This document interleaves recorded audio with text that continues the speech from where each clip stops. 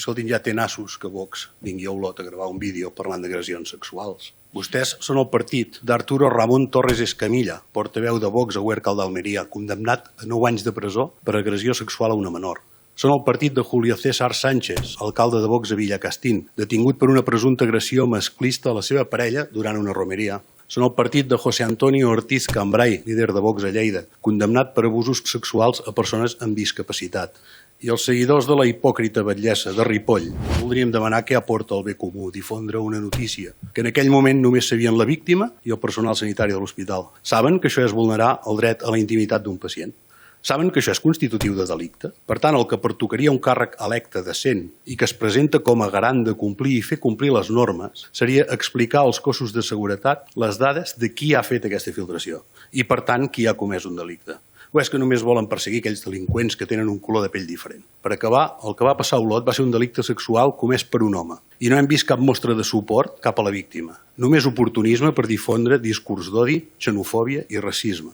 Perquè al partit de la senyora Orriols no els preocupa la seguretat ni la salut física i emocional de la víctima, només els preocupa escampar la mateixa merda xenòfoga sempre i buscar-ne rèdit polític. El que fa l'ultradreta, tant la catalana com l'espanyola, és instrumentalitzar el dolor de les víctimes per dividir la societat i difondre odi.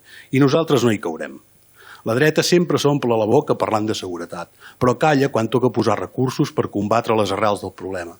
La violència sexual no es resol amb més presons, més càmeres i més policies, sinó amb més educació, amb més feminisme i amb més suport a les víctimes.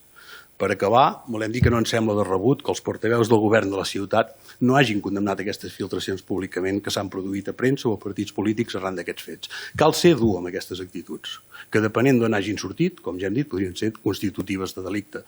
Cal assegurar públicament que es vetllarà per tal que no es produeixin mai més aquests fets i que es farà tot el possible per identificar qui ho ha filtrat i se li aplicaran les mesures disciplinàries oportunes. No podem permetre que casos com aquests facin decaure la confiança cap al sistema sanitari ni policial.